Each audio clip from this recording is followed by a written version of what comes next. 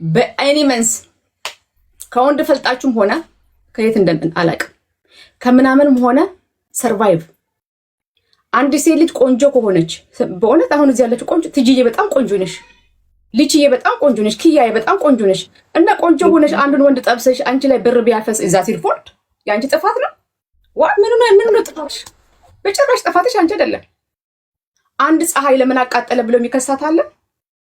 አንዲት ወፍ ለምን በረርሽ ብሎ የሚከሳለ? አንድ ሴት ልጅ ደግሞ ለምንድን ነው ቆንጅተሽ በቆንጅናሽ ተጠቀምሽ ለምንድን ነው የምትባለው? ለምን ትወቀሳለች? በቁንጅናዋ ለምን ጊልቲ ፊሊንግ እንዲሰማት ይደረጋል?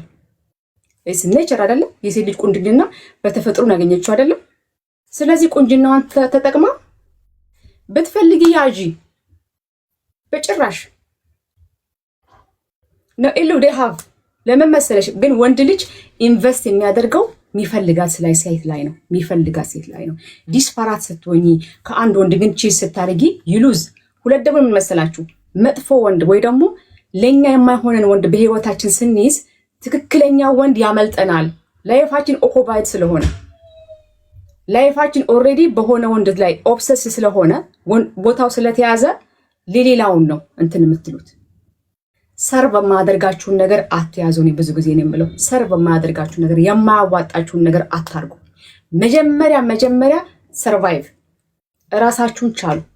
ሴት ልጅ ቆንጆ ከሆነች ቁንጅናዋን፣ አእምሮ ካላት አእምሮዋን፣ if you have a body ያስል ቦዲ ሌላ ነገር ሰው ይተረጉመዋል። ዩዝ ኢት አለቀ። በአሁኑ ሰዓት እኮ ቁንጅና እኮ በጣም እኮ እንትን አይደለም። በተለያየ መንገድ ሴት ትዋባለች። ያለው በተለያየ ሴቶች መዋብ እንችላለን። ከቤት ስትወጡ ሳትዋቡ አትወጡ። መንገድ ላይ ማን እንደሚያገኝ አጣቁ።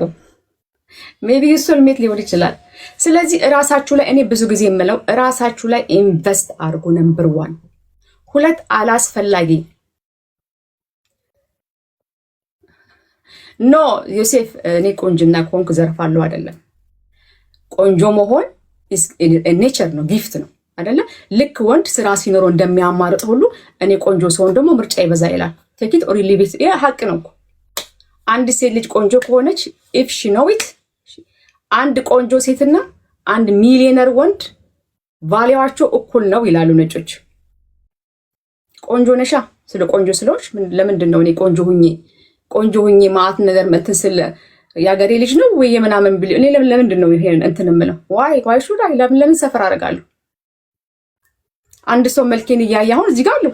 እስኪ ይውት ለምሳሌ ሀቅ አንዲት ቆንጆ ሴትና አንዲት ቆንጆ ያልሆነች ሴት ስትለምን ለማን ነው ብር የሚሰጠው? ለቆንጆዋ ነው። ቆንጆ ከሆነች ላይፍ ይቀልልሻል። ቆንጆ ከሆነች ሰው ያዳምጥሻል። ይሄ ሀቅ ነው። ለወንዱም እንደዛ ነው። አንድ ወንድ አንድ ጊዜ የነበረ እንትን ነበር። እሺ አንድ ጊዜ የነበረ ጥናት ነበረና አንድ ቴዲ ካስታወሳችሁ አንድ ፊልም ነበረ ቴዲ ምናምን የሚባል በጣም ሴሪያል ኪለር ነበር።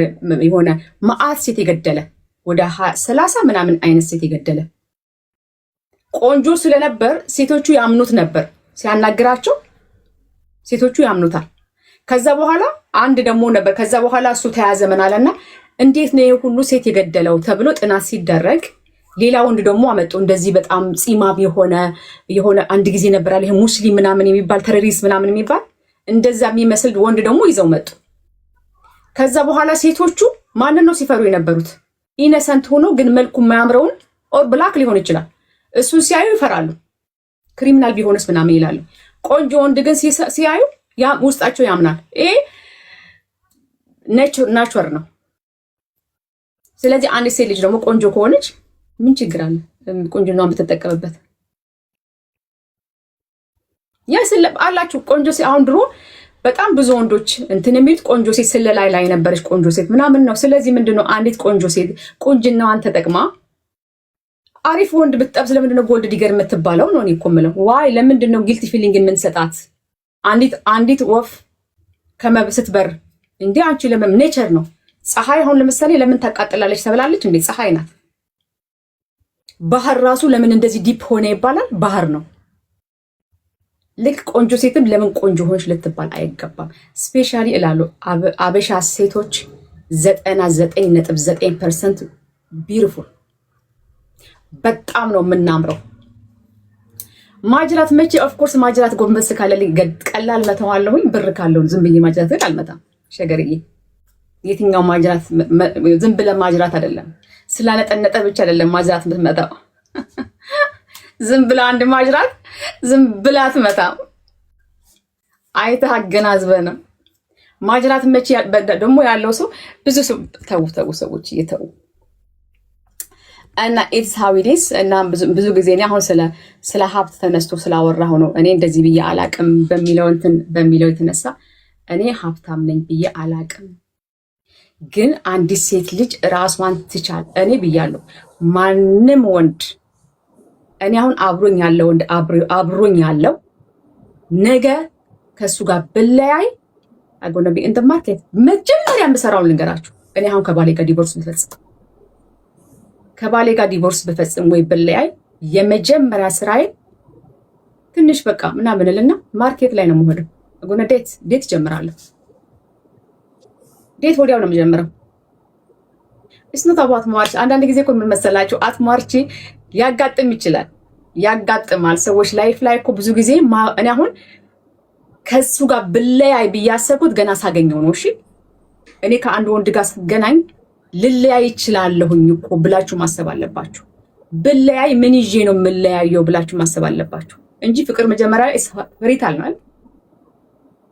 መጀመሪያ ላይ እኮ በጣም ነው የሚያምረው። በቃ አንቺ ትብሽ አንተ ትብስ ምናምን ነው። ግን ያን ጊዜ በዛ ጊዜ ላይ ያ ሰው ለእናንተ የመጨረሻ መርዝ ሊሆንባችሁ እንደሚችል ላይፋችሁ ሊያጠፋ ሊገላችሁ ከኋላችሁ እንደሚሮጥ ያቀል ሊመጣ እንደሚችል የሀፍቱ ቲንክ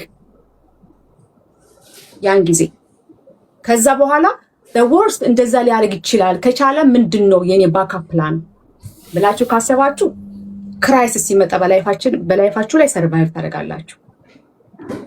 ሰርቫይቭ ታደርጋላችሁ። ክራይሲስ ብዙ ጊዜ እኮ አለ ሰዎች አገር እንኳን ልጅ አገር እኮ ብር ያስቀምጣል። እዚህ ሀገር አሁን ስካንዲኔቪያን ላይ ጦርነት ቢመጣ ምናምን ቢመጣ ብለው ያስቀምጣሉ። ስለዚህ እናንተም ከወንድ ጋር አብራችሁ ስትኖሩ ለምን መሰላችሁ መጀመሪያ ላይ ላይፍ ብዙ ሰው አይነግራችሁም።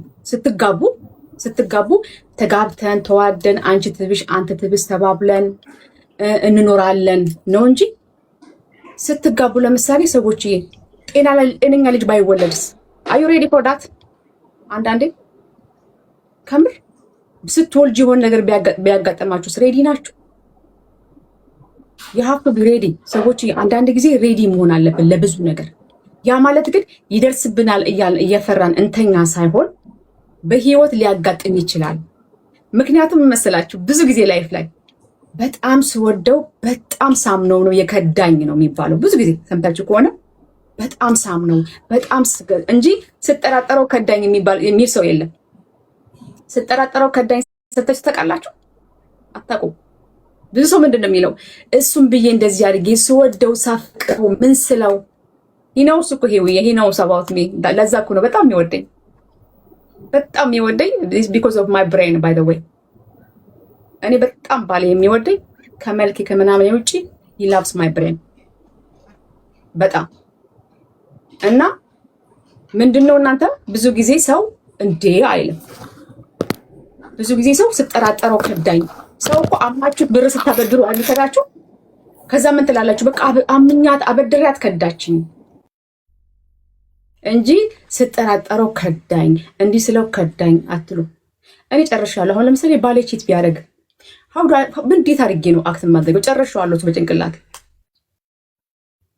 በእውነት ባንካችን ውስጥ ቤት ያለው ገንዘብ ራሱ በሆነ ወቅት ላይ ነሸጥ አድርጎት እንዲህ ቢያደርግስ ብዬ አስባለሁ። ስላችሁ ግን በፍርሃት እኖራለሁ ማለት አይደለም። አይ ነው ሀው ቱ ሰርቫይቭ። ምክንያቱም ሴት ልጅ ናት። ልጆቿን ግን ምን መሰላችሁ ባል ልጆቹን ራሱ ጥሎ ይሄዳል። ብድግ ብሎ ጥሎ ሌላ ሀገር ይሄዳል። ሴት ልጅ ግን ልጇን ጥላ አትሄድም። ስለዚህ እኔ ደብል ነው የማስበው። አሁን ለምሳሌ እሱ 50 ሺህ ካለው እኔ 100 ሺህ ሊኖረኝ ይገባል ብዬ ነው የማስበው። ይሄዳል። በእውነት ላይፍ you have to be smart። ሰዎች ለምን መሰላችሁ ለምንድን ነው አሁን ባልና ሚስት ያ ሁሉ ነገር አድርገው ያ ሁሉ ነገር እንግዲህ አስበሽ እሱን ወደሽው ቴንኪው እሱን ወደሽው ያ ሁሉ መስዋዕትነት ከፍለሽለት እንዴት ጠላትሽ ሊሆን ቻለ? መጨረሻ ላይ ለምን አሳደደሽ? እንዴት ሊያሳደድሽ ቻለ? ሃው ምክንያቱም በቃ ባዳ ስለሆነን ነው። አለቀ። መሀከላችን ያለው ኢሞሽን ስለሆነ ነው። ስለዚህ እናንተ በኢሞሽን አታስቡ። ሴቶች ደግሞ እኛ በጣም ዲሉዥን አለን፣ በኢሞሽን እናስባለን። እናንተ አሁን ምላችሁ መክራችሁ ምንድነው? በፋክት አስቡ። ፋክት አንድ ወንድ አሁን ሴትን ለማጥመድ በጣም ቀላል ነው። እሺ ለምሳሌ ወንድ ልጅ ይመጣል። አሁን ወንድ ልጅ ይደውልና ሴቷ ላይ